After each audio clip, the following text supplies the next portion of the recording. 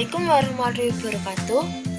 Perkenalkan, nama saya Gina Lydia Yumharani, mahasiswa Unisbank Semarang, Prodi Teknik Informatika, NIM 1901530028. Dengan bimbingan Bapak Edi Nurharjo, STMCS, saya telah membuat proyek skripsi dengan judul Pengembangan Sistem Kendali Lampu Lalu Lintas untuk Pelayanan Publik Darurat.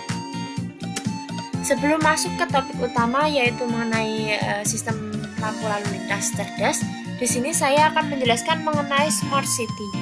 Smart City adalah pendekatan yang luas dan terintegrasi untuk meningkatkan kualitas serta efisiensi hidup dan pertumbuhan ekonomi masyarakat di perkotaan.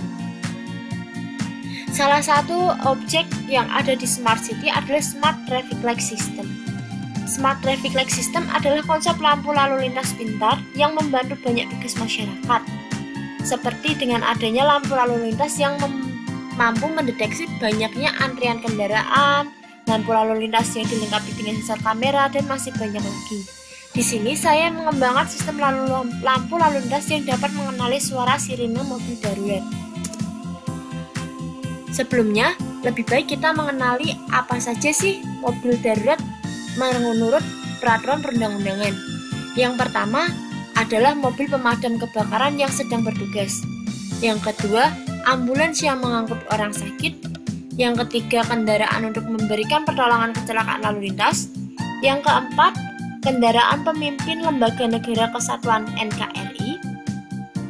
Yang kelima, kendaraan pemimpin pejabat asing serta tamu negara. Yang keenam, iring-iringan jenazah. Dan yang terakhir adalah kendaraan untuk kepentingan tertentu menurut pertimbangan kesatuan kepolisian. Berdasarkan daftar tersebut, maka saya memutuskan untuk menjadikan suara sirine mobil pemadam kebakaran sebagai objek penelitian. Ya, di sini dikarenakan mobil pemadam kebakaran memiliki tingkat prioritas paling tinggi di antara mobil lainnya saat berada di jalan raya.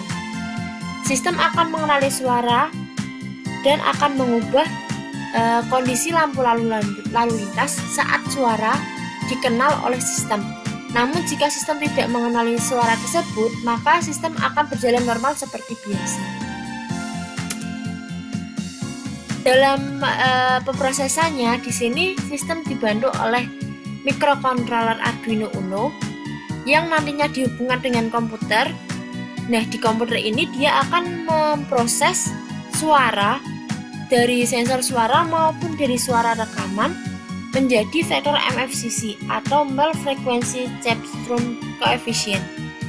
MFCC merupakan penentu pola suara yang termasuk dalam metode ekstraksi ciri. Metode MFCC ini sering digunakan dalam pemrosesan suara karena dianggap cukup baik untuk mempresentasikan sinyal yang bekerja berdasarkan perbedaan frekuensi. Setelah vektor MFCC ini didapat, maka akan dilakukan pemrosesan lagi oleh algoritma DTW. Algoritma DTW atau Dynamic Time Wrapping adalah algoritma yang menghitung jalur pergeseran antara dua data deret waktu. Nah, di algoritma DTW ini akan ditentukan apakah suara yang dites merupakan suara yang sama dengan suara referensi, yaitu suara sirine mobil pemadam kebakaran. Sebelumnya saya telah membuat sebuah prototipe lampu lalu lintas yang berisi sensor suara KY037, LCD 16x2, modul traffic light, serta Arduino Uno. Berikut simulasi dari sistem yang menggunakan suara yang telah direkam sebelumnya. Di sini saya menggunakan suara yang bukan suara sirine pemadam kebakaran. Inilah hasil vektor MFCC-nya. Selanjutnya akan diolah oleh algoritma DTW dan akan mendapatkan hasil jarak antar vektor. Di sini dapat dilihat bahwa sistem tidak dapat mengenali suara tersebut. Maka dari itu, lampu lalu lintas akan memiliki kondisi normal seperti biasa. Namun saat lampu sistem mengenali suara sirine pemadam kebakaran seperti yang terdengar ini merupakan suara sirine pemadam kebakaran, maka sistem akan mengenalinya dan akan ini VRMSCC mengubahnya menjadi VRMSCC. Setelah mengubahnya menjadi VRMSCC akan diolah oleh algoritma DTW dan memunculkan suatu jarak antar vektornya. Maka dari itu fire alarm akan terdeteksi.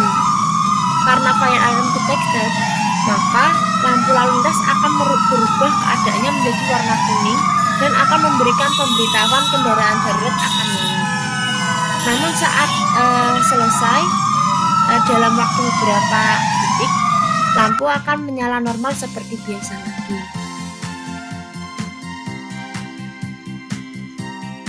Selanjutnya, di sini saya meneliti menggunakan suara yang berasal dari sensor suara KY037.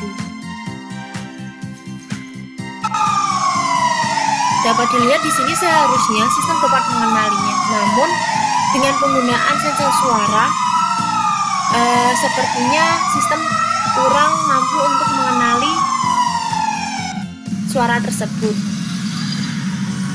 sehingga diperlukannya penelitian lebih dalam mengenai konfigurasi sensor suara serta mungkin perubahan mikrokontroler Arduino sebagai controller lampu lalu lintas menjadi controller yang lebih mumpuni seperti Raspberry Pi.